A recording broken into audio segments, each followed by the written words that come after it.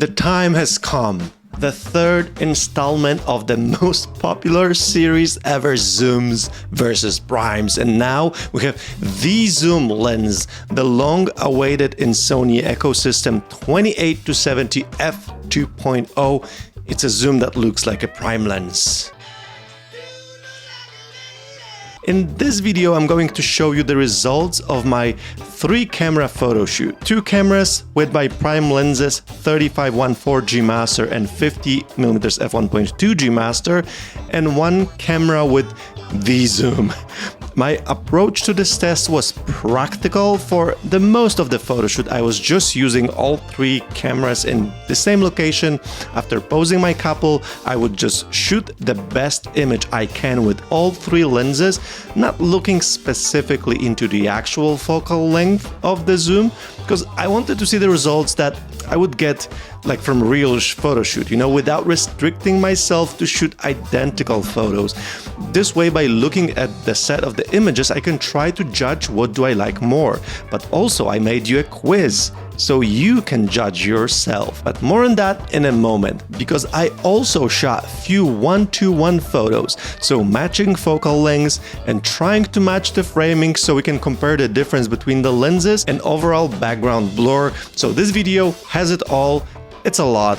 Let's unpack. For those of you who are new around here, welcome. My name is Magic. I've been shooting destination weddings for over 12 years. I'm Sony Europe ambassador and YouTuber since first year after pandemic. In 2021, I just got bored at home, and now look at me, 178 videos later. If you're into wedding photography, cameras, lenses, consider subscribing. This video is sponsored by PicTime, which I used to create full gallery from the photo shoot. So you can see that, it's linked in the description, but I'm going to talk about them later in the video. Zoom versus primes. I already made 2 videos like this. First, comparing 1-to-1 shots from 24-70 f2.8 G Master 2 with 24, 35, 50 and 85 G Master lenses. You can watch that video on my channel, it's linked below, but my takeaway from that video was that the difference between f1.2 or f1.4 to f2.8, it's quite big actually.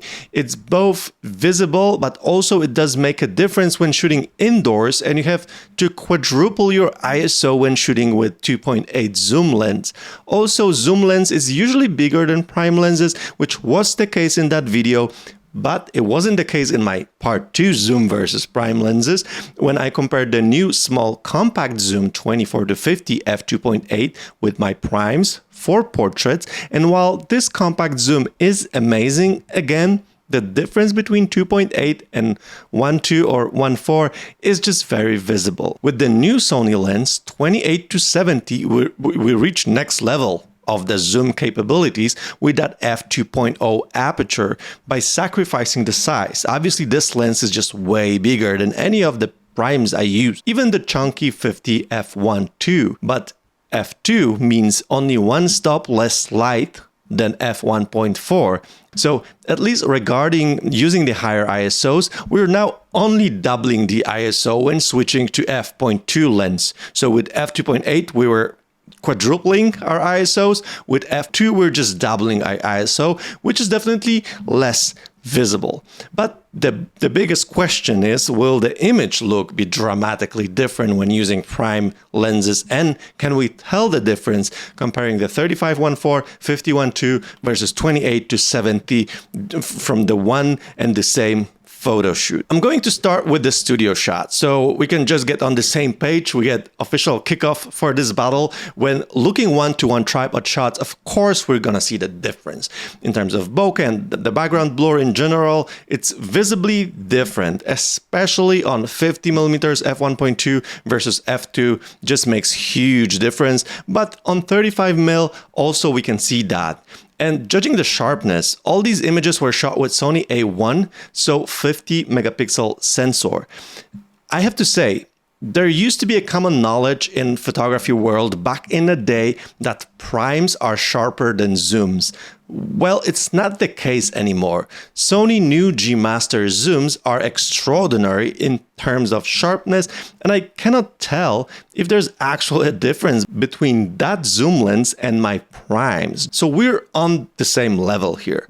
Just for comparison, one more not even focal length. So this is 28 on the zoom, the widest we can get on that zoom, versus 24-1.4 G Master. So you can now see how much you're losing not having those 4mm on the wide side. Now for the photo shoot with the couple. And all of these photos are edited with my Magic Cadabra presets that are currently on sale for Black Friday. My pack comes with over 3 hours of editing course, and you can get it for amazing deal until this Monday, so you have only 3 days left. Also, my flash course for wedding photographers is also on sale, and I also opened registration for my second edition of It's a Kind of Magic retreat in Iceland, April 2025. 4 nights in an amazing lodge, 2 photo shoots, 5 masterclasses, review sessions. This retreat has it all, and it got 5-star reviews from each of the participants from our first edition. Check it all out in the description. For the comparison photos, I'm gonna start with 1:1 frames. So before we go practical, 1:1 frames, because I want to show you the difference between 28-70 and 35 and 50, then I'm gonna quiz you so you can find out if you can tell a difference after seeing the 1:1 comparison. So I'm gonna first educate you and then I'm gonna quiz you. So looking at few portraits here, this is 35 f2 on zoom versus 35-1.4. You can clearly see the difference in bokeh. At least I see the difference. On 35-1.4, you see more background blur, different character of that blur. At 50, the difference does depend on the distance because, for example, this close to the subject, like on this image, everything is just so blurred that while the difference is there, it doesn't make, this image any different, to be honest. It's just way more visible when you're taking few steps back, and you can see the depth of field is shallower and the character of the blur is different. Here, one more kind of interesting comparison. The same frame shot with 51.2 and then the zoom zoomed in to 70mm just to get as much background blur as possible with that zoom.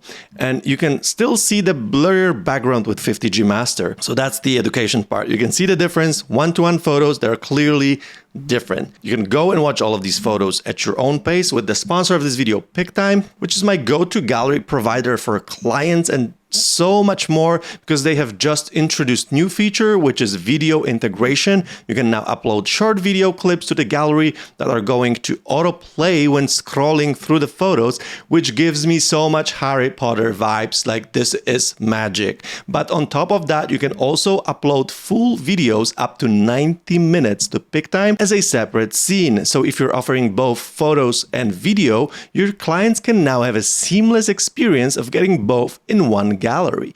For the Black Friday, PicTime is running their biggest sale of the year, 20% off with 200 galleries that you can migrate for free from your previous gallery service, and this is no brainer. I highly recommend that, and with my link you get extra month for free. Back to the video. Apart from those 1:1 shots, during that photo shoot, for the majority of the time I was just shooting. Right? So I was just using, again, 3 cameras, trying to get some cool photos with each lens, not worrying too much about matching focal lengths. I wanted to have real practical approach with that zoom, because on a photo shoot, I'm not going to be, using that zoom and try to always set it as 35 or 50 or 70. I'm just going to zoom what feels right in the moment. This way, I ended up actually using pretty much entire range of that zoom. Although I needed to be more conscious about it, for those of you who've seen my initial review of that lens, the first 3 couple shoots I shot with it, I ended up using mostly 28mm because I'm just so used to prime lenses. That is why for this photo shoot, I forced myself to use that ring a lot. And let's look at the photos. I'm just gonna let them play for a moment with music, so you can just watch a full set not knowing which photo is which lens, okay?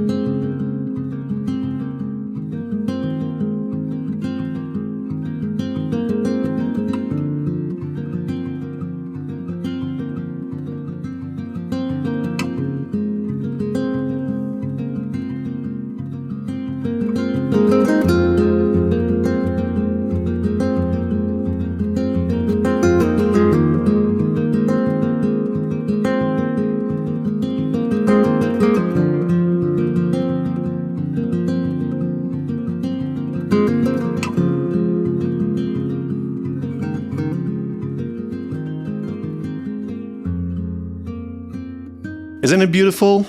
And to be honest, personally, not knowing the lenses, I cannot tell which one is prime and which one is zoom. And just to be perfectly clear on this, clients will never tell the difference. Like, can you tell? If you want to try yourself, let's look at this image. Prime or zoom? How about this one? Okay, this one now. And this.